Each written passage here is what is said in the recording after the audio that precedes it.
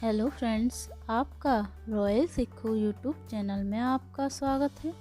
दोस्तों, आज के वीडियो में मैं लेकर आई हूँ आप सभी के लिए सोमवार व्रत कथा। किसी नगर में एक धनी व्यापारी रहता था। दूर दूर तक उसका व्यापार फैला हुआ था। नगर के सभी लोग उस व्यापारी का बहुत सम्मान करते थे। व्यापारी के पास धन दौलत सब कुछ था, पर वह बहुत दुखी रहता था क्योंकि उसकी कोई संतान नहीं थी।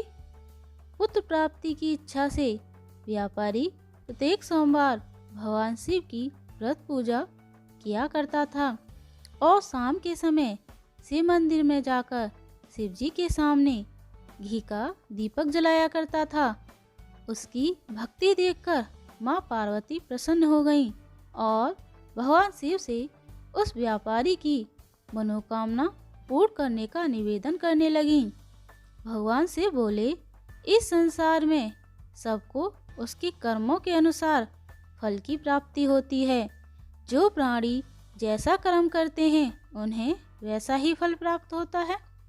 शिव जी के द्वारा समझाने के बावजूद माता पार्वती नहीं मानी और उस व्यापारी की मनोकामना पूर्ति हेतु वे शिव जी से बार बार निवेदन करती रहीं। अनंतः माता के आग्रह को देखकर भगवान भोलेनाथ को उस व्यापारी को पुत्र प्राप्ति का वरदान देना पड़ा। वरदान देने के पश्चात भोलेनाथ माता पार्वती से बोले, आपके आग्रह पर मैंने पुत्र प्राप्ति का वरदान तो दे दिया, परंतु इसका यह पुत्र 16 वर्ष से अधिक समय तक जीवित नहीं रहेगा। उसी रात भगवान शिव उस व्यापारी के सपने में आए और उसे पुत्र प्राप्ति का वरदान दिया और उसके पुत्र के 16 वर्ष तक जीवित रहने की भी बात बताई। भगवान के वरदान से व्यापारी खुशी तो हो, परंतु पुत्र की अल्पायु की चिंता ने उसे खुशी को नष्ट कर दिया। व्यापारी पहले की तरह सोमवार के दिन भगवान शिव की विधिवत व्रत और पूजा करता रहा। कुछ महीनों के बाद उसके घर अति सुंदर बालक ने जन्म लिया।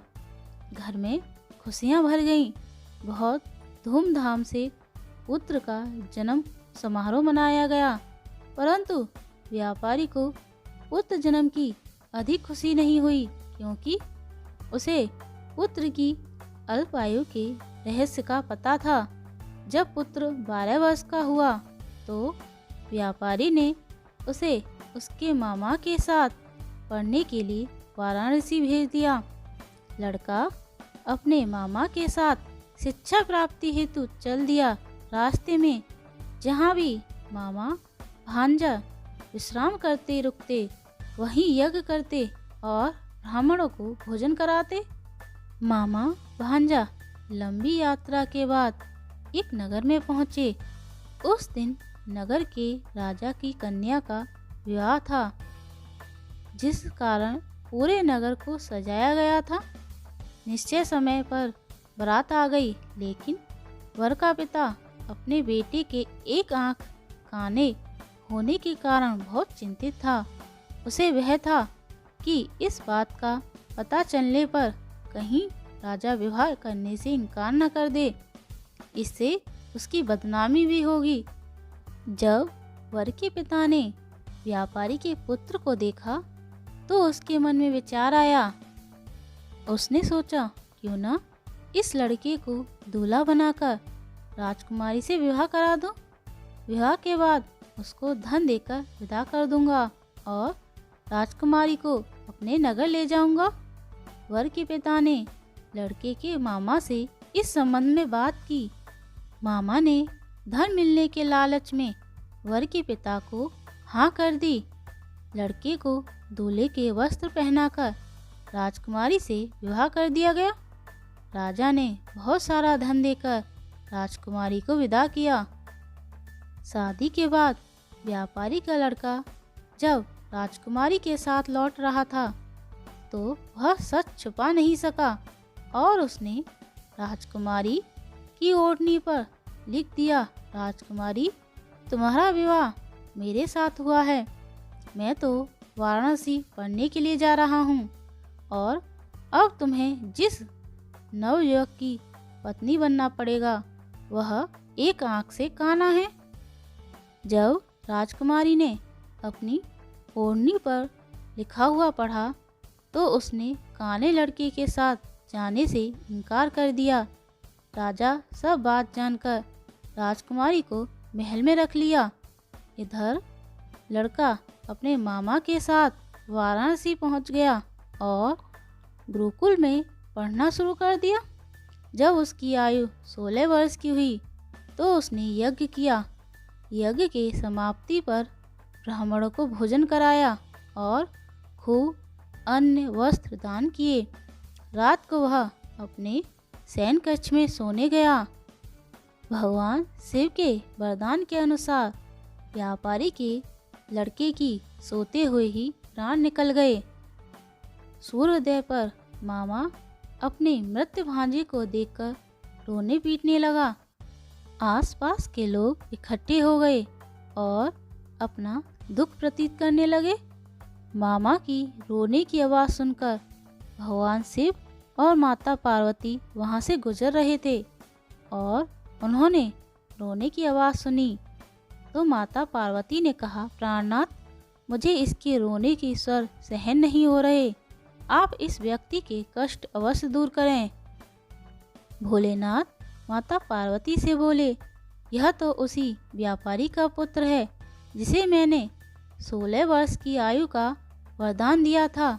इसकी आयु पूरी हो गई है।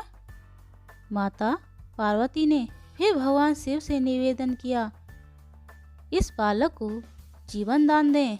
माता पार्वती के आग्रह पर भगवान शिव ने उस लड़के को जीवित होने का वरदान दिया और कुछ ही पल में वह जीवित होकर उठ बैठा।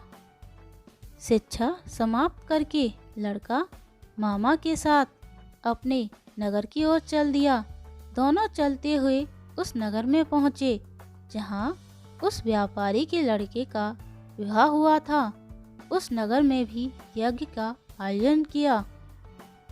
समीप से गुजरते हुए नगर के राजा ने यज्ञ का आयोजन देखा और उसने तुरंत ही लड़के और उसके मामा को पहचान लिया। यज्ञ के समाप्त होने पर राजा उस व्यापारी के लड़के को और मामा को अपने महल में ले आया और धन दौलत और राजकुमारी के साथ उसको विदा किया। इधर भूखे प्यासे रहकर व्यापारी और उसकी पत्नी बेटे की प्रतीक्षा कर रहे थे। उन्होंने प्रतिज्ञा कर रखी थी कि यदि उन्हें अपने बेटे की मृत्यु का समाचार मिला तो वो दोनों अपने प्राण त्याग देंगे। परंतु जैसे ही उसने बेटे के जीवित वापस लौटने का समाचार सुना तो वह बहुत प्रसन्न हुआ और अपनी पत्नी और मित्रों के साथ नगर के द्वार पर पहुंचा। अपने बेटे के विवाह का समाचार सुनकर पुत्रवधू राजकुमारी को देखकर उसकी खुशी का ठिकाना न रहा।